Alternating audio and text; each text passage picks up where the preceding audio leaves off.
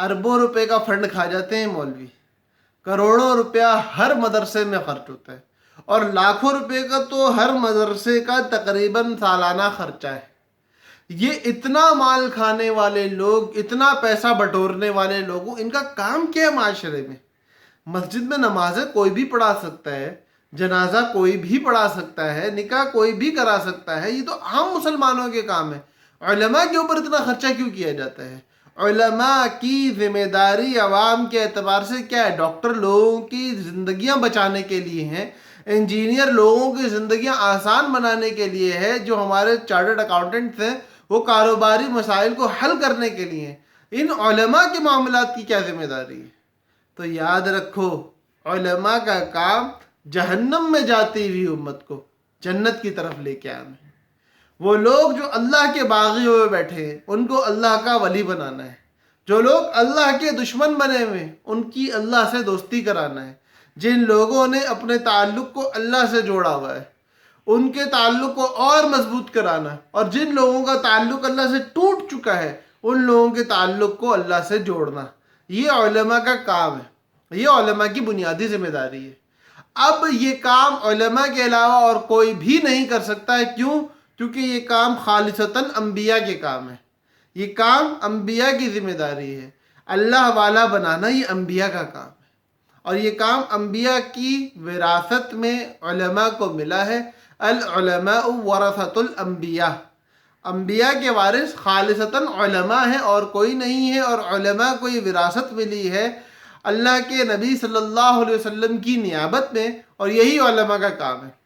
اب آپ اپنے معاشرے کے اندر جا کے جب دیکھو گے اور کہو گے کہ یار علماء تو یہ کام کر نہیں رہے، علماء تو لڑائیاں کراتے ہیں، علماء تو فرقہ واریت پھیلاتے ہیں، علماء یہ مجمع کے اندر بغض اور عداوت پھیلانے کے اڈے بنے ہوئے ہیں۔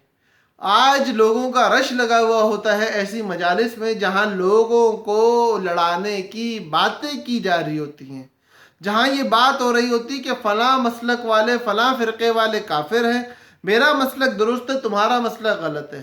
تو میرے بھائیوں، اس میں بھی تو غلطی عوام کی ہے، اس میں بھی تو بات وہی آتی ہے کہ نیگیٹو بکتا ہے۔ جب آپ نفرت کا بازار گرم کرتے ہو تو لوگ آپ کے پاس رش لگا کے مال خریدنے آتے ہیں۔ جب آپ محبت کی بات کرتے ہو، جب آپ دین سیکھنے کی بات کرتے ہو، جب آپ عمل کرنے کی بات کرتے ہو تو لوگ نہیں آتے۔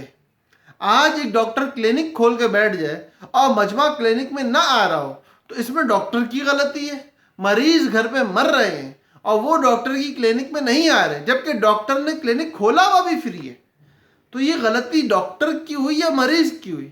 اب گھر جا کے مریض کو ڈاکٹر تک لے کے آنا، اس کے لیے اللہ پاک نے تبلیغی جماعت جیسی مبارک جماعت دے رکھی ہے، اس کو استعمال کرنے کے لیے بھی تو ہم تیار نہیں ہیں۔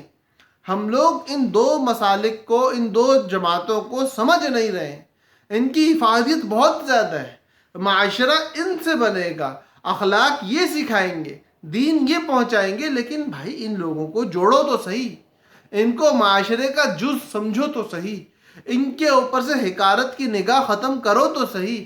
آپ کے محلے میں کتنے علماء رہتے ہیں آپ کو نہیں پتہ، آپ کو کتنے علماء سے تعلق جوڑنا چاہیے آپ کو نہیں پتہ۔ اپنے علماء کو اپناؤ، ان سے تعلق جوڑو، ان کی بات کو سنو۔ اگر وہ نفرت پھیلا رہے ہیں ان کی مجلس کو چھوڑ دو، ان کی مجلس میں رش کو نہ بڑھاؤ۔ آج آپ دیکھتے ہو میرا مسلک مثال کے طور پہ بریلوی ہے یا دیوبندی ہے یا اہل حدیث ہے، اور مجھے محلے میں دو عالم ملتے ہیں، ایک بندہ مجھے بیٹھ کے نماز روزہ سکھاتا ہے، دوسرا بندہ مجھے بیٹھ کے دوسرے مسالک کو گالی دینا سکھاتا ہے۔ میں اس کی مجلس میں نہ جا کے اس کی مجلس کو آباد کروں گا تو میرے بھائی پھر میں خود نیگیٹیوٹی پھیلانے والا بنوں گا۔ دین کے نام پہ لڑائیاں پھیلانے والے وہ لوگ بھی ہیں، علماء ہیں مانتا ہوں، لیکن وہ لوگ بھی ہیں جو ان علماء کے پاس رش لگاتے ہیں۔ آج آپ رش لگانا شروع کرو ان لوگوں کے پاس جو دین کو صحیح طریقے سے سمجھا رہے ہیں، جو لوگ دین کی دعوت آپ تک پہنچا رہے ہیں، جو لوگ دین کے اعمال آپ کو بتا رہے ہیں۔ آپ کی زندگیاں خود درست ہونا شروع ہو جائیں گی۔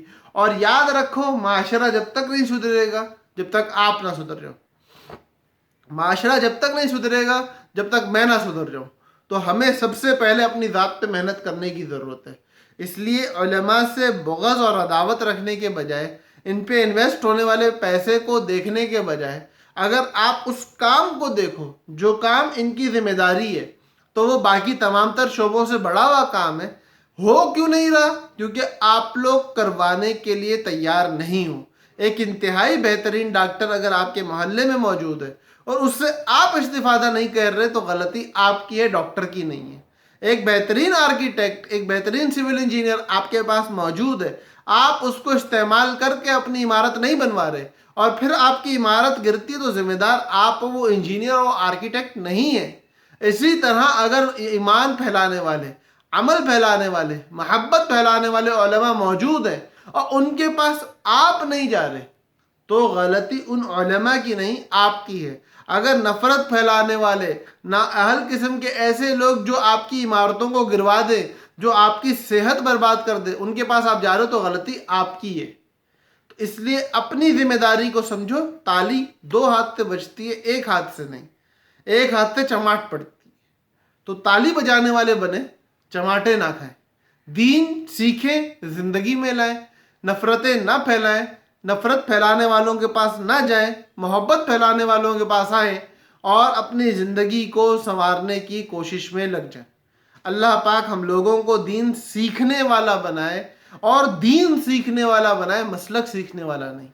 اللہ ہمیں دیندار بنائے، ایمان والا بنائے، اسلام والا بنائے، سنت سے محبت کرنے والا، صحابہ کا عشق اپنے دل میں رکھنے والا، اللہ کے نام پہ جینے والا، اللہ کے نام پہ مرنے والا بنائے۔